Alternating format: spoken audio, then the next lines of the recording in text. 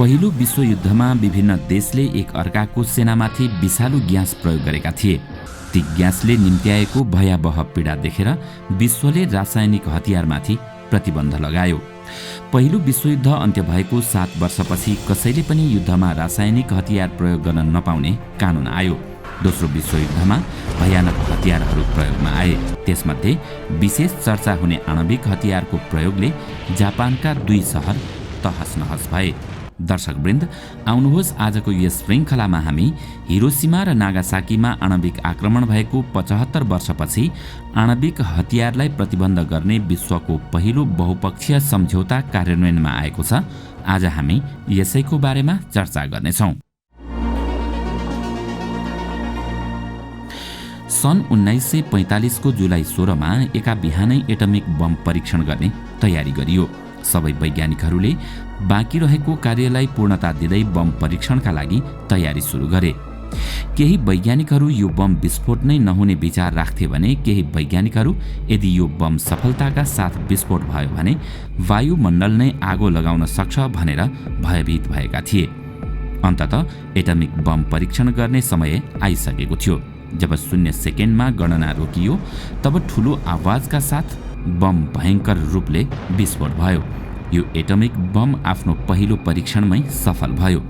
आफ्नो मेहनत सफल भयो भनेर केही वैज्ञानिकहरू खुसी भएका थिए भने अधिकांश वैज्ञानिकहरू रोइरहेका थिए, किनकि यो बम अत्यधिक विनाश गर्न सक्छ भन्ने चिन्ताले वैज्ञानिकहरूलाई पिरोल्न थालेको थियो। सन् 1945 मा अमेरिकाले आफ्नो B-29 इनोला गे नामक जहाजबाट आफ्नो पहिलो एटमिक बम लिटल बोय जापानको हिरोसिमामा खसाल्यो र यस बमले जापानको भव्य हिरोसिमा सहरलाई केही सेकेन्डमा खरानी बनाइदियो। यति धेरै विनाश हुँदासम्म पनि जापानको आर्मीले आत्मसमर्पण गर्न असमर्थ जनायो र अमेरिकालाई चेतावनी स्वरूप आत्मसमर्पण शब्द आफ्नो शब्दकोशमै नभएको जवाफ फर्कायो। जापानको यस व्यवहारबाट क्रोधित अमेरिकाले पहिलो बम खसालेको 3 दिनपछि अर्थात् 9 अगस्त 1945 मा फ्याटम्यान नामक अर्को बम जापानको सहर नागासाकीमा खसाल्यो र त्यो सहर पनि क्षणभरमै खण्डहर बन्यो। त्यसपछि जापानले 15 अगस्त 1945 मा आत्मसमर्पण गर्यो र यसका साथै 6 वर्षदेखि चलिआएको दोस्रो विश्वयुद्ध अन्त्य भएको घोषणा गरियो। जब विश्वका शक्तिशाली देशहरूबीच सम्बन्ध तनावपूर्ण बन्दै जान्छ तब आणविक युद्धको खतरा आभास हुने गर्छ। यता विश्वमा कसैसँग नडराउने उत्तर कोरियाले समेत वाशिङटनलाई समेत ध्वस्त गर्न सक्ने आणविक हतियार निर्माण गरेको बताउँदै आइरहेको छ।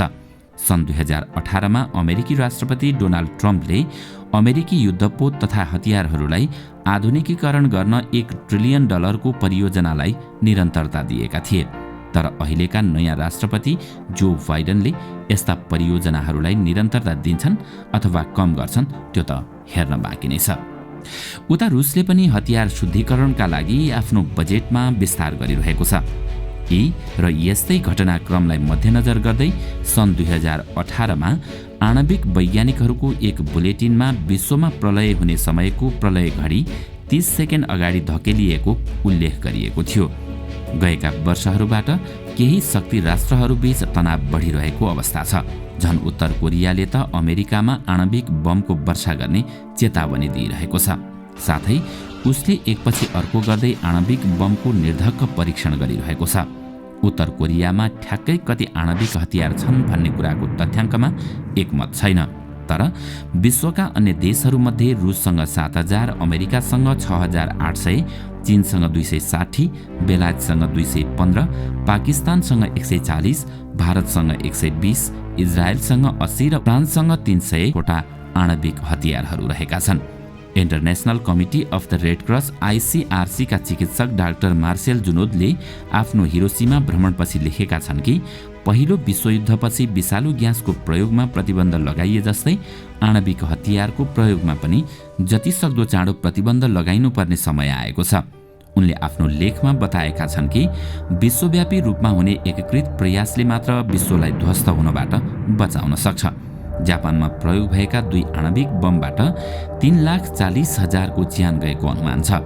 ICRCले आफ्नो अस्तित्वकालको झण्डै आधा समय अर्थात् 75 वर्ष आणविक हतियारको प्रयोग उन्मूलनको पक्षमा बोलिरहेको छ। उसको एउटै साधारण कारण छ, आणविक हतियार प्रयोगमा आम सर्वसाधारणको ठूलो हताहती हुने निश्चित हुन्छ। उल्लेख्य संख्याको मृत्यु नभई आणविक हतियार प्रयोग हुँदैन। सन् 2021 जनवरी 22 मा लामो प्रयासपछि आणविक हतियार प्रतिबन्ध गर्ने सम्बन्धी सन्धि treaty on the prohibition of nuclear weapon कार्यान्वयनमा आयो। त्यो हामी सबैका लागि एक ऐतिहासिक दिन थियो। आणविक बमले हिरोसिमा र नागासाकीका लाखौं मानिसको ज्यान लिएको 75 वर्षपछि विश्वले आणविक हतियारलाई प्रतिबन्ध लगाउने बहुपक्षीय सम्झौता गरेको छ। यस सन्धिले आणविक हतियारको प्रयोग गर्ने धम्की, विकास, निर्माण, परीक्षण र भण्डारणमा प्रतिबन्ध लगाएको छ। सन्धिले आणविक हतियारको प्रयोगलाई निषेध गर्ने कडा कानूनलाई औपचारिकता दिएको छ। TPNW आणविक हतियारको विनाशकारी मानवीय विपद कम गर्न आणविक विस्फोट भोगेका पीडितहरूलाई चिकित्सकीय सहयोग प्रदान गर्ने व्यवस्था गरेको छ। यो सन्धिले गर्न नसकेको एउटै कुरा हो, वर्तमान विश्वमा रहेको आणविक हतियारलाई निर्मूल पार्नु। अब सन्धिले प्रतिबन्ध गरेका कुरालाई कार्यान्वयन गराउनतर्फ विश्व नै अग्रसर हुनुपर्छ।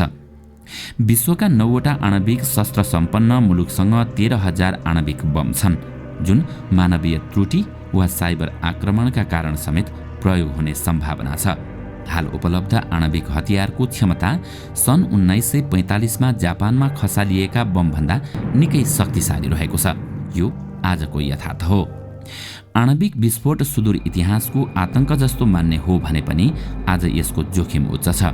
आणविक हतियार प्रयोग न्यूनीकरण गर्ने सन्धिहरू परित्याग गरिँदैछ।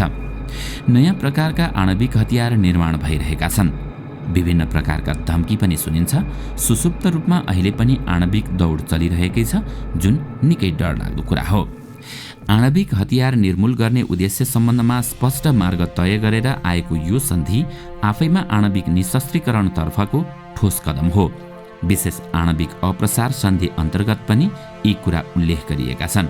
यदि यो सन्धिलाई अझै विश्वसनीय राख्ने हो भने आणविक निशस्त्रीकरण सम्बन्धी कामको वास्तविक प्रगतिमा ख्याल गरिनुपर्छ। आज आणविक शस्त्र सम्पन्न मुलुकहरूले ती अस्त्र उच्च सतर्कताको स्तरमा राख्नुपर्ने समय आएको छ। साथै ती मुलुकहरूले सैन्य नीतिमा आणविक हतियारको भूमिका पनि घटाउनुपर्ने हुन्छ।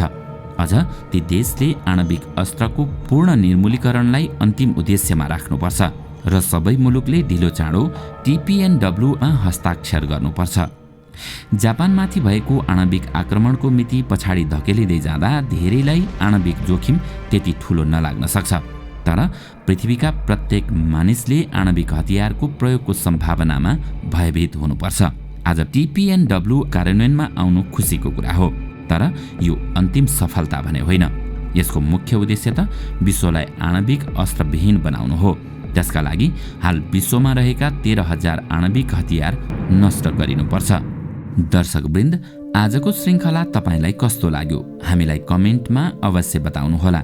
साथै आजको श्रृङ्खला तपाईलाई राम्रो लाग्यो भने लाइक तथा शेयर गरी हाम्रो च्यानललाई सब्स्क्राइब गर्न नभुल्नुहोला र साथमा रहेको बेल आइकन पनि थिच्नुहोस्, ताकि हामीले अपलोड गर्ने नयाँ भिडियोको जानकारी सबैभन्दा पहिला तपाईलाई प्राप्त होस्। आजका लागि यति नै।